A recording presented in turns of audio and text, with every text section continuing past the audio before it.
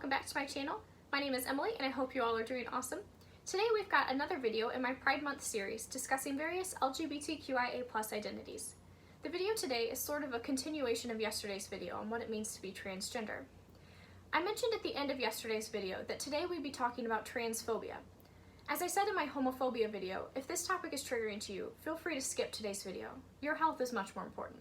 I'll also reiterate that this is by no means an exhaustive account of what transphobia is and how it runs rampant in our society, negatively impacting people.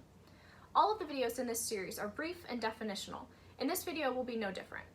There'll be links down below to my sources, so you can do some research on your own to learn more about transphobia. Alright, disclaimers out of the way, let's get started. Transphobia is fear, hatred, disbelief, and mistrust of people who are transgender, are thought to be transgender, or whose gender expression doesn't conform to traditional gender roles.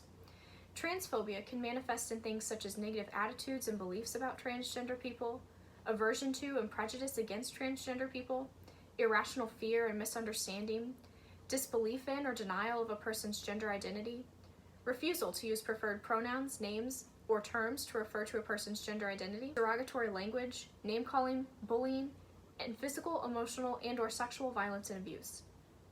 Transphobia has severe consequences for transgender individuals.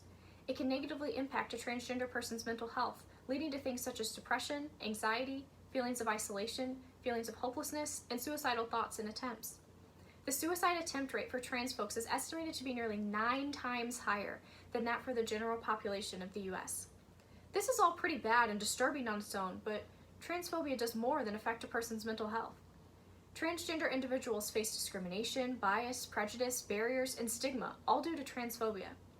Transgender people are more likely than cisgender people to experience homelessness, unemployment, job loss, poverty, denial of services in public places, denial of shelter, barriers to healthcare, harassment, targeting and incarceration by police and law enforcement, and physical and sexual violence, all due to their gender identity.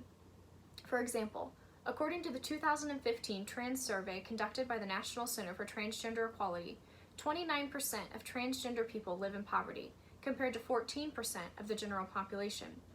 30% of transgender people report being homeless at some point in their lives, with 12% saying it was within the last 12 months. Transgender people experience unemployment at 3 times the rate of the general population, with rates for people of color being up to 4 times higher than the national unemployment rate. 30% of transgender people report being fired, denied a promotion, or experiencing mistreatment in the workplace due to their gender identity in the past 12 months.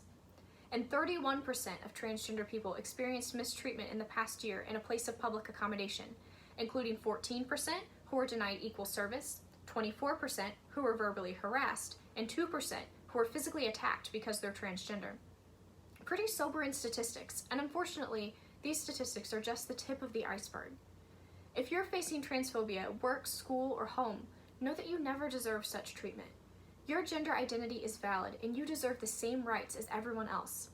In some places, if you should want to, you can take legal action targeting the perpetrators of transphobia in your life. You also can seek support from a gender-affirmative therapist, from other trans people, from online communities and national organizations, and from support groups. Check out the description box down below for links and resources for you if you are experiencing transphobia.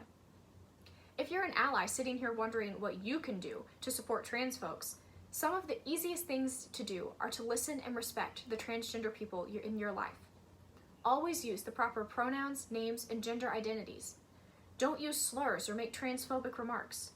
Don't ask a trans person what their real name is. Their real name is the name they just told you.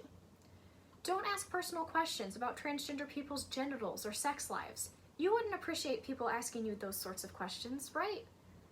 Be sure to vote for politicians that support trans rights and advocate for trans issues and policies that support transgender folks. If it's safe to do so, do speak up when you hear someone making a transphobic remark or misgendering someone. This is just a short list of ways you can be a good ally, but there'll be links in the description box to more information down below. Educate yourself on transgender issues, transphobia, and myths and stereotypes about transgender people. This will help you to self-reflect on your own transphobic beliefs and to be prepared to help to inform others. Change starts at home with the self. Transgender individuals still lack legal protection in many places in the world, including the United States. Trans people deserve the same basic rights as cisgender people. They deserve to be able to live their lives being supported and affirmed without fear of discrimination, violence, and death. Remember that you can't tell if someone is trans just by looking at them. If you're unsure what pronouns to use when you meet someone, listen to see what others use, or simply introduce yourself saying, "Hi, I'm Emily and I use she, her pronouns. Great to meet ya." The other person will reciprocate, and no one has to feel uncomfortable. If you accidentally use the wrong pronoun, correct yourself and move on. Don't make it a big deal. Respect someone's desire not to use particular pronouns or names in places where they haven't come out yet, like at work or school. Let them come out in their own time. Remember that there's no one way to be trans, and a trans person is trans, regardless of what steps they've taken to transition or if they've transitioned at all. Similarly, there's no way to be a perfect ally, so stop trying to be perfect and just start being an ally. I hope that this video was helpful in defining transphobia and in illustrating its negative effects, and that it offered resources to both trans people and to allies. Check out the description box down below for the aforementioned resources, as well as for resources for finding LGBT+ affirmative therapists, for general resources, and for crisis and suicide hotlines. If you are considering suicide, please do call a crisis hotline or call 911. You are worth it, and suicide is never the answer. Thank you all for watching this video, and I can't wait to see you guys in the next one. Until next time, bye-bye!